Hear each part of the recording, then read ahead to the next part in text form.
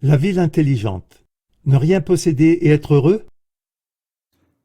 Selon les mondialistes et le fondateur du Forum économique mondial Klaus Schwab, nous devons à l'avenir ne rien posséder et être heureux. Le projet The Line, promu par le Forum économique mondial, montre à quoi cela devrait ressembler exactement.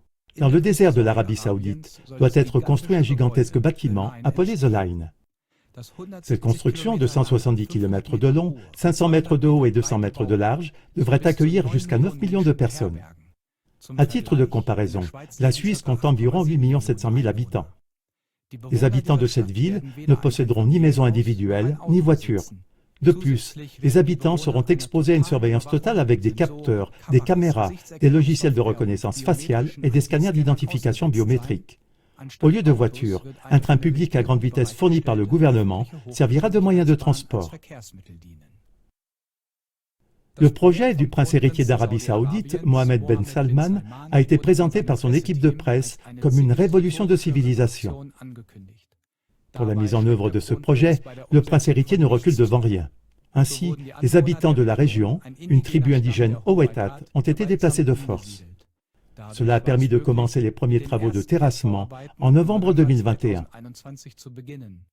Au printemps 2022, la première pierre des premiers modules d'habitation a été posée. Mohammed Ben Salman a conçu la ville intelligente de manière à ce que les 17 objectifs de développement durable de l'Agenda 2030 soient atteints. Cet agenda a été adopté en septembre 2015 par les chefs d'État de presque tous les pays du monde. Alors que les objectifs de développement durable donnent en apparence l'impression de servir le bien commun et d'améliorer le monde, lorsqu'on les examine de plus près, ils se révèlent être des outils de contrôle totalitaire et conduisent à l'abolition de toute liberté, comme le montre cet exemple. Mais nous, le peuple, n'avons-nous pas voté pour ce mode de vie durable, ni pour la fin de la propriété privée, ni pour la dépendance totale de quelques multimilliardaires et mondialistes qui posséderaient alors tout,